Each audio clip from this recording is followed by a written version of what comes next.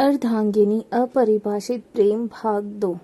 पहले की कहानी जानने के लिए इसका पहला भाग देखें। अगले दिन सुबह से ही जगदीश प्रसाद और सरोज के मन में इस बात को लेकर बेचैनी थी कि वह कैसी मैत्री से उसकी दूसरी शादी को लेकर बात करें। वह दोनों बस एक सही मौके की तलाश में थे, पर घर के काम में लगी हुई मैत्री का उदास और उतरा चेहरा देखकर उनकी हिम्मत टूट रही थी। सुबह से दोपहर और दोपहर से शाम हो गई थी, लेकिन जगदीश प्रसाद और सरोज को समझ में नहीं आ रहा था कि वह मैत्री से दूसरी शादी को लेकर बात की शुरुआत कैसे करें। फिर शाम को सरोज ने जगदीश प्रसाद से कहा, सुनिए जी, ऐसे तो हम सोचते ही रह जाएंगे। मैत्री अपने कमरे में है, चलिए हम दोनों चलते हैं और थोड़ी देर उसके पास बैठते हैं, फिर बातों ही बातों में उसकी दूसरी शादी के लिए बात कर लेंगे। मैं फटाफट चाय बना लेती हूँ, इसी बहाने उसके साथ टाइम बिताने का मौका मिल जाएगा। सरोज के ऐसा कहने पर जगदीश प्रसाद ने भी हामी भर दी। इसके बाद सरोज रसोई में चाय बनाने चली गई। चाय बना के लाने के बाद दोनों मियाँ बीवी एक साथ ही मैत्री के कमरे में चले गए। वहां जाकर उन्होंने देखा कि मैत्री अपने कमरे में अपने बचपन के टेडी को, जिसे वह बहुत प्यार करती थी, अपनी बाहों में लेकर बैठी थी और जाने क्या सोच रही थी। उसकी आंखों को देखकर लग रहा था कि या तो वह बहुत रोई है अकेले में, या फिर जैसे तैसे करके उसने अपने आंसुओं को अपनी आंखों में रोका हुआ है। अपनी मम्मी पापा को एक साथ अपने कमरे में देखकर बड़ी बुझी बुझी सी मुस्कान अपने होठों पर लिए मैत्री ने उनसे पूछा, अरे आप दोनों एक साथ? सरोज ने कहा, हाँ हम दोनों एक साथ। आज हमने सोचा तेरे कमरे में सब साथ बैठकर चाय पियेंगे। इसके बाद सब ने साथ बैठ के चाय पी। चाय पीने के बाद सरोज अपनी जगह से उठी और अपने बिस्तर पर बैठी मैत्री के ठीक बगल में जाकर बैठ गई और बड़े प्यार से मुस्कुराते हुए उन्होंने उसके सिर पर हाथ फेरा और उसका माथा चूम लिया। अपनी मम्मी से मिले इस प्यार से भावुक सी होकर मैत्री उनकी गोद में सिर रखकर लेट गई। मैत्री के बालों में प्यार से हाथ फेरते हुए सरोज ने कहा, तुझे याद है गुड़िया, जब तू 4 या 5 साल की थी तब टीवी पर एक विज्ञापन देखकर जिसमें एक बच्चे ने अपने हाथ में एक टेडी लिया हुआ था, तू भी जिद करने लगी थी कि मुझे भी बिल्कुल वैसा ही टेडी चाहिए और वह अभी के अभी चाहिए। तू बहुत रोई कि मुझे वैसा ही टेडी ला कर दो, और फिर तेरे पापा से तेरा इतना दुखी होकर रोना देखा नहीं गया। उस दिन संडे था, तेरे पापा सुबह 11:30 के निकले, शाम को घर आए थे, और जब वह घर आए तो उनके हाथ में बिल्कुल वैसा ही टेडी था जिसके लिए तू इतना रोई थी। उस दिन लखनऊ की शायद ही ऐसी कोई दुकान रही होगी जिसमें तेरे पापा ने जाकर वह टेडी नहीं ढूंढा होगा। अपनी मम्मी सरोज के मुंह से इतने प्यार से अपने बचपन की शैतानी सुनकर मैत्री उन यादों में खोई हुई थी। धीरे धीरे मुस्कुराने लगी। अपनी बेटी के चेहरे पर आई इस प्यारी सी मुस्कान को देखकर सरोज ने बड़े प्यार से उसका माथा चूम लिया। अपनी मम्मी के इस तरह से प्यार जताने पर मैत्री ने उनसे पूछा, हाँ मम्मी, हल्का हल्का याद है, पर वह टेडी कहाँ चला गया?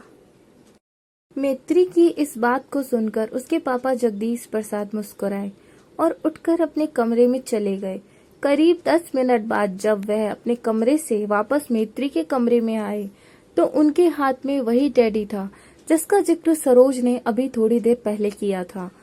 कमरे में उस टेडी के साथ आते ही जगदीश प्रसाद बोले, ये रही तेरे बचपन की अमानत। इस टेडी को देखकर मैत्री बहुत खुश हुई। ऐसा लगा मानो जैसे वह अपनी सारी तकलीफें भूल गई हो।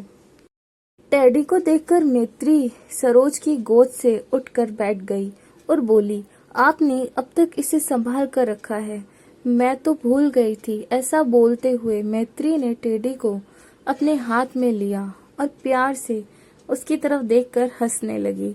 रवि के जाने के बाद ये पहला ऐसा मौका था जब जगदीश प्रसाद और सरोज ने मैत्री को फिर से मुस्कुराते देखा था। अपने बचपन के खिलौने को देखकर मैत्री को इतने प्यार से मुस्कुराते देखकर जगदीश प्रसाद बोले, मैत्री बेटा चल मेरे साथ, मैं तुझे और भी कुछ दिखाना चाहता हूँ। ऐसा कहकर जगदीश प्रसाद ने मैत्री की तरफ हाथ बढ़ाया तो मैत्री ने भी उनका हाथ पकड़ लिया और फिर उनके साथ उनके रूम में चली गई। वहां जाने के बाद जगदीश प्रसाद बेड पर चढ़कर अलमारी के ऊपर रखा एक बड़ा बक्सा उतारने लगे तो मैत्री ने उन्हें सहारा देकर वह बक्सा अलमारी के ऊपर से उतारने में उनकी मदद की। बक्से को जमीन पर रखने के बाद जगदीश प्रसाद ने उसे खोला तो उसमें बड़े ही सुरक्षित तरीके से कुछ चीजें रखी हुई थी। उन चीजों को देखकर थोड़ा सरप्राइज होते हुए मैत्री ने पूछा, इसमें क्या है पापा? मैत्री के पूछने के बाद जगदीश प्रसाद ने एक छोटा सा बैग उस बक्से में से निकाला और उसे खोलकर उसमें से एक छोटी सी पिंक कलर की फ्रॉक निकालते हुए मैत्री से मुस्कुराते हुए कहा, ये तेरी फ्रॉक है, ये तेरी पहली फ्रॉक। तुझे जब अस्पताल से पहली बार घर लाए थे तो बड़ी रिक्वेस्ट करने के बाद डॉक्टर ने तुझे पहनाने दी थी। अपनी पहली फ्रॉक को देखकर मैत्री के चेहरे पर बहुत प्यारी स्माइल आ गई थी। मैत्री को अपने बचपन की यादों के बारे में जानकर ऐसे मुस्कुराते देखकर जगदीश प्रसाद और सरोज दोनों को बहुत सुकून मिल रहा था।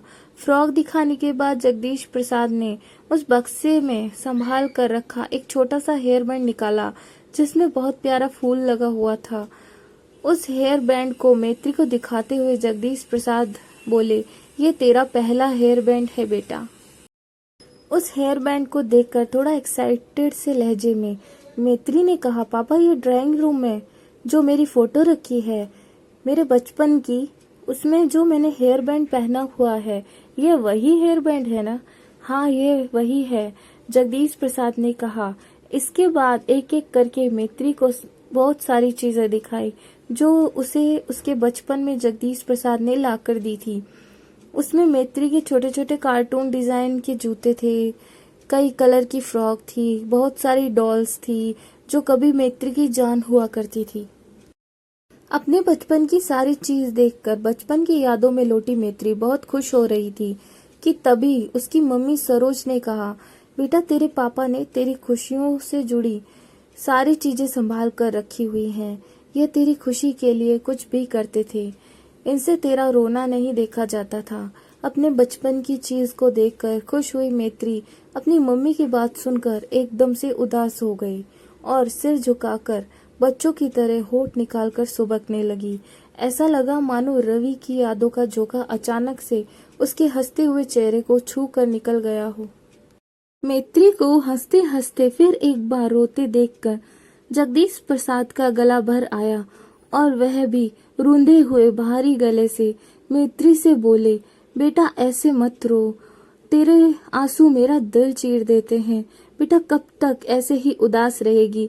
मैत्री के सामने हाथ जोड़कर जगदीश प्रसाद आगे बोले, बेटा जिंदगी में आगे बढ़ जा। अपने पापा जगदीश प्रसाद को ऐसे हाथ जोड़ते देख रोते हुए मैत्री ने उनके हाथ पकड़ लिए और कहा, पापा ऐसे हाथ क्यों जोड़ रहे हैं?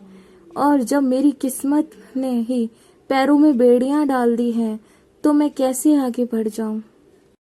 पापा मैं कहीं जॉब कर लूंगी, आप चिंता मत करिए, मैं बोझ नहीं बनूंगी आपके ऊपर। मैत्री की इस बात से जैसे जगदीश प्रसाद आहत हो गए और उसके आंसू पहुंचते हुए बोले, बेटियां बोझ नहीं होती हैं बेटा, और इस घर में जो भी है वो सब तेरा है। बेटा देख, गलत मत समझना प्लीज, हमारे लिए जिंदगी में आगे बढ़ जा। खुशियों को पाना तेरा भी अधिकार है। कब तक ऐसे ही अपने आप को कष्ट पहुंचाती रहेगी और अंदर ही अंदर घुटती रहेगी? बेटा दूसरी शादी कर ले। दूसरी शादी की बात सुनकर मैत्री चौंक गई और अपनी जगह से उठकर बोली, यह नहीं हो सकता पापा, फिर से वही सब। नहीं, मैं अब इन रिश्तों के चक्रव्यूह में पड़ना नहीं चाहती। इतनी कम उम्र में अपने पति को बेवजह की बीमारी से अपनी आंखों के सामने दम तोड़ते देखने के बाद मैत्री तो क्या, कोई भी दूसरी लड़की शादी के लिए तैयार नहीं होगी। लेकिन जगदीश प्रसाद और सरोज भी अपनी जगह बिल्कुल सही हैं। माँ बाप सब कुछ देख सकते हैं लेकिन अपनी औलाद को दुखी नहीं देख सकते। ऐसे में देखना यह है कि क्या मैत्री अपनी दूसरी शादी के लिए मानेगी या फिर इन आंसुओं से भरे जीवन को ही अपना भाग्य मान लेगी। देखते रहें, बहुत जल्द अगला एपिसोड डाल दिया जाएगा। मेरे चैनल को लाइक, सब्सक्राइब, शेयर करें और प्लीज़ कमेंट करके बताएं कहानी कैसी लगी और आप कैसी सुनना चाहते हैं।